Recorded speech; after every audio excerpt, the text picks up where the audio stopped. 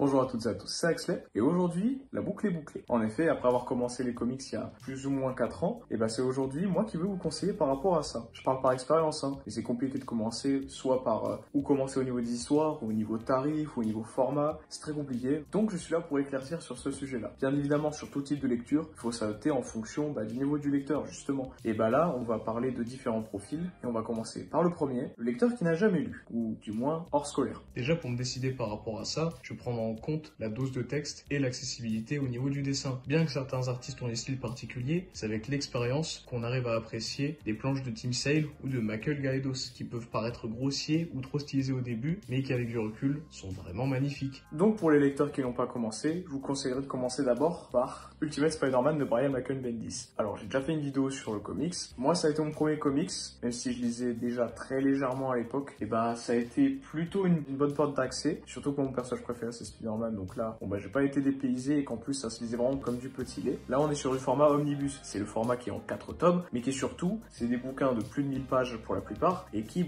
ça pèse son poids et c'est surtout très cher quand même pour ce que c'est. Donc, je conseillerais plus de partir au début sur le format poche qui retrace la série sur 12 tomes, contrairement à 4, et qui sera beaucoup plus agréable et qui vous empêchera pas de profiter des beaux dessins de Brian Michael Bendis. En deuxième, si vous avez vraiment pas l'habitude de lire, je vous conseillerais plus de partir sur Batman Terre 1, que je n'ai pas aujourd'hui, je l'ai prêté, et je l'ai lu personnellement en un après-midi. J'ai pas commencé par lui, mais c'est très facile au niveau du dessin. Franchement, au niveau de la narration, on est sur Geoff Jones qui s'occupe pas de récits qui sont plutôt accessibles, dont je vais parler juste après. Et ça retrace les origines de Batman, mais sous un univers un peu plus actuel. Donc franchement, ça reste très accessible, sans être pour autant mauvais. Franchement, j'ai passé un très bon moment en lisant. C'est en 3 petits tomes de chacun à peu près 20 €, ou alors il y a une intégrale des 3 tomes à 45 € en un seul livre qui est sorti. Donc j'hésite à me la prendre, je vous cache pas. Et le troisième et dernier livre que je conseillerais à ceux qui sont vraiment pas habitués à la lecture, c'est Justice League par Geoff Jones. C'est l'équivalent d'un blockbuster. Niveau comics, ça veut dire que la narration va très vite, on est tout le temps diverti, on est tout le temps introduit à des nouveaux personnages, les dessins, ils seront juste magnifiques. Personnellement, j'aime beaucoup le style, mais maintenant, c'est une série qui se fait en 5 tomes en format poche. Là où je suis un peu moins confiant sur le sujet, c'est que j'ai commencé à lire ce tome-là quand ça faisait déjà 2 ans que je lisais les comics. Donc pour moi, la narration paraissait un peu trop linéaire et me prenait un peu trop par la main. Donc c'est pas quelque chose que je conseillerais à des lecteurs intermédiaires, mais plus des lecteurs vraiment débutants. C'est quelque chose qui prend par la main, qui choque pas, qui dépayse pas, mais qui pour autant nous propose une histoire assez qualitative, même s'il ne colore pas forcément à mes goûts. Maintenant, si vous avez terminé ces 3 lectures en guise de première lecture, je vous conseillerais de continuer vers Batman Silence, dessiné par Jim Lee, qui a proposé les mêmes dessins que Justice League, et qui, pareil, je les trouve magnifiques ces dessins, voire même mieux que sur Justice League. Alors l'histoire, elle parle d'un tueur qui s'appelle Silence, et qui vient sous plusieurs apparences et s'en prend à Batman, indirectement ou indirectement. C'est plutôt correct, moi j'ai plutôt bien aimé l'histoire, je dirais que ce serait vraiment pas la meilleure de Batman de ce que j'ai lu, mais ça je vous en parlerai juste après. Mais ça reste quand même une très bonne porte d'entrée au niveau Batman, ou même pour continuer Batman. Donc franchement, des dessins très agréables et une narration de Jeff Lobb dont je vous reparlerai juste après. On continue avec Superman American Alien qui retrace la vie de Superman sur plusieurs décennies. On a l'enfance, l'adolescence, la fin d'adolescence, jeune adulte et son début de carrière en tant que Superman. Alors chaque chapitre qui retrace chaque période de sa vie est dessiné par un artiste différent, donc je vais pas vous spoiler les plusieurs styles, mais c'est plutôt cohérent dans les dessins et c'est souvent bien stylisé, mais de la bonne manière. C'est pas de la surenchère ou alors la transition est pas désagréable. Le pitch est simple. Superman, au tout début de sa vie, où il apprend que ses parents ne sont pas ses vrais parents mais qui viennent de l'espace, et se sont un peu rejetés. Ça montre un peu la solitude qu'a Superman d'être un alien mais à l'apparence d'humain. Donc c'est ça le pitch, mais sinon l'histoire va vers une autre histoire. Donc franchement ça reste vraiment excellent comme récit. Déjà pour commencer Superman, mais encore plus pour un petit vent d'air frais. Moi j'ai trouvé la lecture très agréable, donc je vous conseillerais de partir sur ça. Si vous savez pas sur quoi partir au niveau Superman, je vous conseillerais de partir sur ça. Et on passe cette fois-ci sur de l'indépendant avec Radiant Black. C'est un héros qui est pas très connu, mais c'est ce qui est conseillé aux lecteurs d'Invincible qui sont en manque d'Invincible. C'est marqué juste là d'ailleurs si vous achetez en neuf. Mais en gros ça raconte l'histoire d'un scénariste qui il est un peu sur une période creuse de sa carrière et un jour, pendant qu'il se baladait le soir, il tombe sur quelque chose qui lui donne des pouvoirs et le fait se transformer en Radiant Black. Pas forcément vous en dire plus ou développer les origines des pouvoirs ou quoi que ce soit, mais pareil, je trouve que même si c'est un vent d'air frais pour les lecteurs de comics, ça reste quand même une plutôt bonne porte d'entrée sans non plus mettre les barres trop haut, mais en offrant un nouvel univers sans non plus que ce soit complexe ou alors que le lecteur prenne du temps à s'y habituer. C'est écrit par Kyle Higgins qui s'est occupé de la série Les Power Rangers, par du comics, pas de la série télévisée, mais apparemment ils ont plutôt bonne réputation, donc même sans avoir lu la série Power Rangers, j'ai passé quand même un plutôt bon moment devant ce premier tome de Radiant Black. Chaque tome coûte à peu près une quinzaine d'euros. Pour l'instant en France, on en a que 3, mais je crois qu'aux États-Unis ils sont bien plus avancés que nous. Espérons qu'il soit édité en France d'ici peu. Donc bon, je vous conseille de partir sur cette petite série, c'est très sympa. Et en dernier, si vous voulez continuer une lecture mais que vous êtes encore un peu nouveau, je vous conseille vraiment, que j'ai pas non plus encore aujourd'hui, Spider-Man le dernier combat, qui est sorti en Marvel Must Have. C'est écrit par Mark Millar, qui est un auteur plutôt connu, qui a écrit le culte, pas forcément le parfait, mais le culte Civil War, que moi j'apprécie bien, mais son travail sur Spider-Man reste quand même excellent. Pour le coup, le pitch c'est Tante May s'est fait kidnapper. Du coup, Spider-Man va voir au niveau de ses différents vilains pour savoir qui l'a kidnappé et où. Donc on voit vraiment Spider-Man qui est déjà pas mal avancé sur sa carrière, mais qui en plus évoque certains sujets comme la patience et ce qui doit continuer. Donc franchement, ça reste très intéressant. Les dessins, alors je vais pas faire forcément le mauvais vendeur, mais dans d'anciennes vidéos, j'ai dit que mon dessinateur préféré de Spider-Man, c'était Mark Bagley, mais finalement, avec du recul, c'est Terry Dodson qui s'en sort le mieux, je trouve. Franchement, je trouve qu'il arrive à nous donner un Spider-Man athlétique, mais charismatique, avec des planches vraiment bien dessinées, avec une belle lumière, des belles couleurs. Franchement, j'aime énormément. Pareil, ça se trouve pour une vingtaine d'euros le récit complet en Marvel Must Have. Je vous conseille vraiment, vraiment.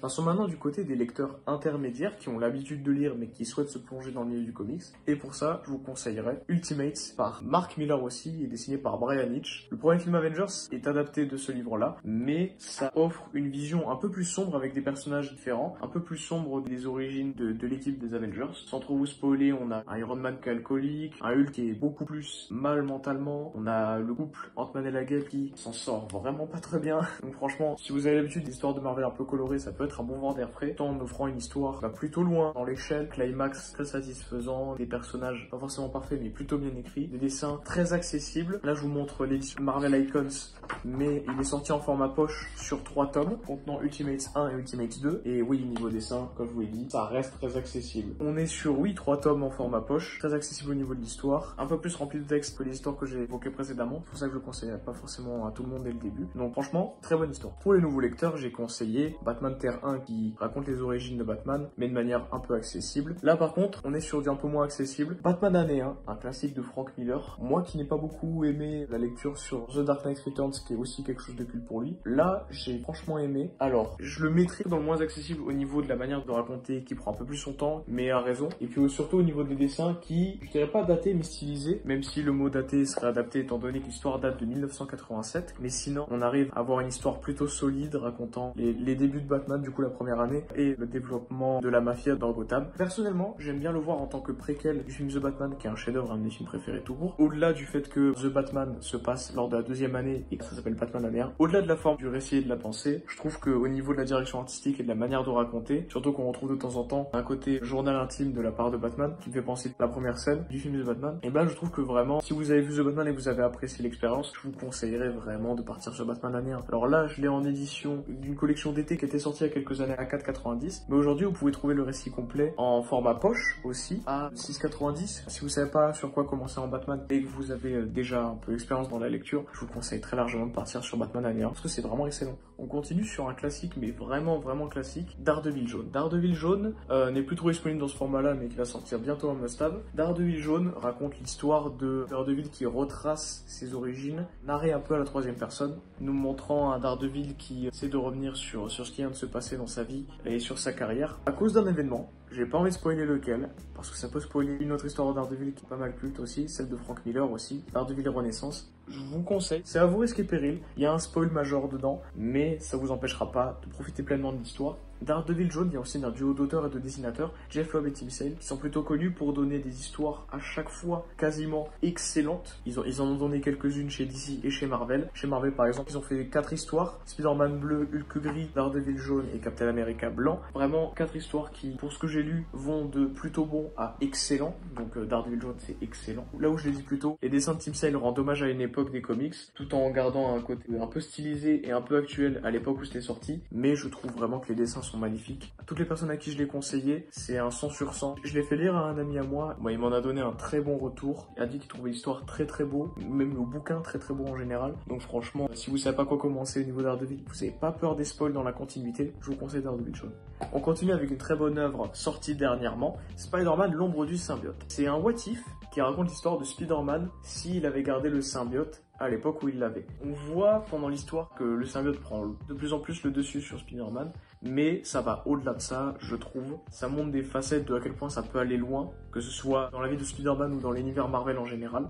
Alors, au niveau des dessins, je comprends que ça puisse en rebuter certains. Je trouve le dessin personnellement un peu trop lisse. Ça m'a absolument pas empêché d'apprécier l'histoire. L'histoire est vraiment excellente. Signé Chip Zdarsky. Chip Zdarsky qui s'est occupé de Spider-Man, l'histoire d'une vie que vous voyez derrière, qui est bien, mais je ne conseillerais pas à un débutant. Et d'une série sur Daredevil. Je viens de terminer le premier tome et franchement, c'est excellent. J'ai hâte de continuer les autres. Donc franchement, Spider-Man l'ombre du symbiote, si vous savez pas quoi commencer, c'est une histoire en un seul tome, complète. Franchement, c'est excellent. Alors que vous soyez lecteur ou non lecteur de comics, habitué, intermédiaire, ça là, c'est un classique qu'il faut absolument lire. All Star Superman par Grant Morrison et dessiné par Frank Whiteley, c'est un classique. Ça raconte l'histoire de Superman qui va mourir. Et c'est une histoire qui reprend la forme un peu des 12 travaux d'Hercule ou des 12 travaux d'Astérix, ça dépend de vos références. Et que oui, montre Superman à travers ces 12 travaux-là. Et c'est franchement un classique pour comprendre un peu comment le personnage de Superman fonctionne, pense, sa mythologie, comment ça rend hommage, que ce soit à Clark Kent, Superman ou tous les autres, que ce soit Jimmy Olsen ou alors Clark Kent ou Lois Lane. Là, pareil, niveau dessin, je trouve que c'est très beau, mais que ça reste aussi adapté au personnage de Superman, qui arrive à lui rendre hommage au niveau de la carrure, que ce soit Clark Kent ou Superman. Donc franchement, ça reste une très bonne histoire. C'est une histoire qui prend son temps. Franchement, il y en a besoin. Je trouve vraiment que ce bouquin représente parfaitement ce qu'est l'essence de Superman. J'ai pas forcément envie de vous en dire plus. Je vous conseillerais plus de le lire qu'autre chose. Si vous avez apprécié en tant que lecteur intermédiaire de découvrir le comics avec ces premiers tomes-là, je vous conseillerais de poursuivre votre lecture vers Batman Allo Halloween, qui est un chef-d'œuvre, vraiment un chef-d'œuvre. Je suis pris une énorme claque dessus, c'est excellent, par Jeff Loeb et Tim Sale. Ça raconte l'histoire de Batman qui est censé enquêter sur un tueur qui s'appelle Holiday, qui tue uniquement les jours de fête, que ce soit la Saint-Valentin, le 1er avril ou Noël. Les dessins, pareil, sont signés Tim Sale, stylisés, mais franchement, pour l'histoire que ça doit raconter, je trouve ça magnifique, l'histoire. De même, elle prend son temps, mais mon Dieu, comment c'est excellent. Vraiment une très belle baffe, ça retrace pas mal de vilains de Batman. C'est excellent, c'est vraiment excellent. Donc elle est disponible en format poche, mais aussi en format plus grand, mais un peu plus cher cette fois-ci. Il y a la suite Amère Victoire, qui est autant bien, voire légèrement moins bien, mais qui en reste pas moins excellente. Franchement, Batman Allo Halloween, foncez. Que vous soyez lecteur de comics ou quoi que ce soit, foncez pour de vrai, c'est excellent. Dans la même veine que Daredevil Jaune, Jeff Loeb et Tim Sale se sont occupés de Spider-Man avec Spider-Man Bleu, qui raconte un événement de sa vie à la troisième personne. Pareil, les dessins. Je dirais que le côté hommage à une certaine époque des années 60-70, on ressent beaucoup plus sur cette patte-là. Ça retrace des histoires passées de Spider-Man, mais d'un regard extérieur. La couleur bleue, elle n'est pas choisie pour rien, parce que Spider-Man a le blues, parce qu'il est en pleine période de deuil de Gwen Stacy. Il essaye un peu de revenir sur les faits et de retracer de manière un peu extérieure. Ça rend hommage à une époque, c'est une histoire qui est très jolie. Surtout si la mort de Gwen Stacy vous touche, que ce soit par rapport au film ou aux comics, je vous conseillerais d'y aller. Vraiment, allez-y les yeux fermés. On continue vers une claque qui est plutôt récente, Daredevil Redemption. Alors je n'attendais absolument rien de ce bouquin, mais pourtant c'était fou de chez fou. On voit beaucoup plus le côté avocat et judiciaire de Daredevil dans cette histoire plutôt que le côté Daredevil. Mais le peu de ce qu'on voit de Daredevil, c'est tellement bien utilisé que ça ne fait absolument pas tâche. Ça remet en question la morale de Daredevil, de s'il doit agir dans certains cas ou non, de si ça sert vraiment à quelque chose qui fait, que ce soit au côté judiciaire ou au côté justicier. Donc franchement, vraiment excellent. Pour ce qui est des dessins, je vous en ai parlé plus tôt, du dessinateur Michael Gaydos. Pareil, c'est stylisé, c'est très gros crayon, mais je trouve que pour l'histoire que ça essaie de raconter, qui est un peu sombre, l'histoire d'ailleurs, oui, Daredevil se retrouve dans un village un peu paumé des États-Unis, à gérer une affaire locale, mais qui est assez morbide, et Daredevil doit enquêter et être l'avocat du coup des personnes suspectes de ce cas-là. Franchement, vraiment excellent. Si vous avez adoré comme moi la série Daredevil de Netflix qui est sur Disney+, je vous conseille absolument d'y aller. Vous verrez, après avoir terminé l'histoire, vous prierez pour que l'histoire soit adaptée au grand écran. Très franchement, c'est excellent, la finalité, l'histoire, les personnages. Non, franchement, excellent de A à Z. Daredevil Redemption, vous pouvez trouver pour une vingtaine d'euros l'histoire complète. Je vous conseille absolument. Pour continuer dans les claques, Superman Identité Secrète de Kurt Busiek. Alors Kurt Busiek s'était occupé de Marvels, qui a été ma première claque. Je vous en parlerai peut-être plus tard un jour, ou alors je vous en ai déjà parlé. Mais Marvels, c'est excellent, mais je conseillerais absolument pas à un débutant. Superman Identité Secrète. Ça raconte l'histoire d'un monde parallèle où Superman n'existe pas, mais il y a un petit garçon qui s'appelle Clark Kent aussi, et se retrouve avec les mêmes pouvoirs que Superman, alors que pour lui c'est un personnage fictif. Très franchement, je saurais pas vous décrire l'histoire comme ça, sans non plus vous raconter en détail et vous spoiler, mais c'est vraiment excellent.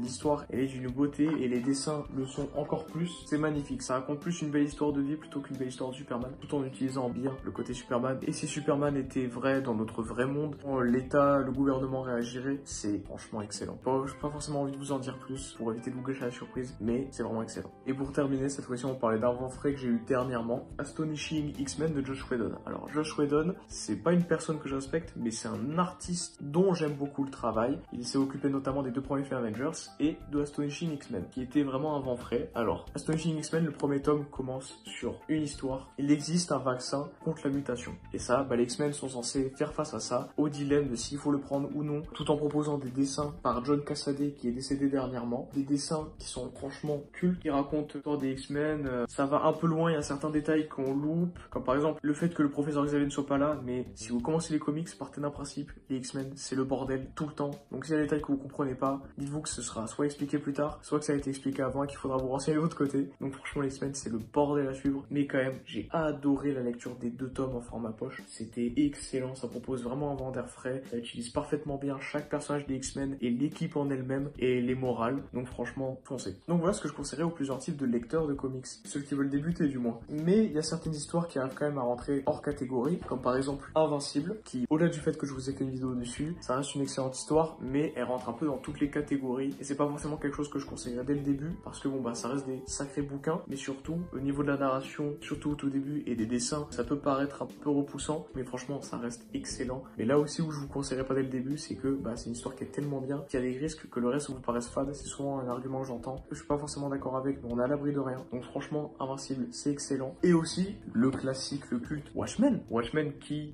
déjà je trouve le bouquin est meilleur au film. Watchmen qui est une œuvre qui est au-delà du comics, qui est référencée en tant que roman graphique. C'est un peu ce que disent les liseurs de BD, mais qui n'assument pas d'en lire. C'est Alan Moore qui s'en occupe. Alan Moore qui est un auteur très controversé, mais qui a aussi fait des œuvres cultes. Watchmen, c'est une œuvre qui prend extrêmement son temps, mais avec du recul, après avoir terminé l'œuvre, c'est pas culte pour rien, c'est excellent. Les dessins, c'est une œuvre des années 80-90, donc forcément, ça peut paraître daté, mais je trouve que ça rajoute du charme à l'histoire, ça n'enlève absolument pas sa complexité, que ce soit morale ou politique. Donc franchement, Watchmen, si vous savez pas quoi conseiller à quelqu'un qui lit déjà énormément de livres au niveau comics, conseillez sur ça. Donc voilà, c'est ce que je conseillerais à tout nouveau lecteur de comics en fonction de votre profil. Et surtout, il faut voir aussi au niveau du budget, parce que les comics, mine de rien, comparé au manga, c'est pas le même prix. Donc c'est pour ça que je vous conseillerais plutôt de vous tourner vers des éditions de poche, comme je vous ai montré plus tôt, mais aussi, à moins qu'il y ait une histoire qui vous intéresse vraiment dans un format précis, je vous conseillerais plus de vous rediriger vers du poche. Donc voilà, après 4 ans de lecture de comics,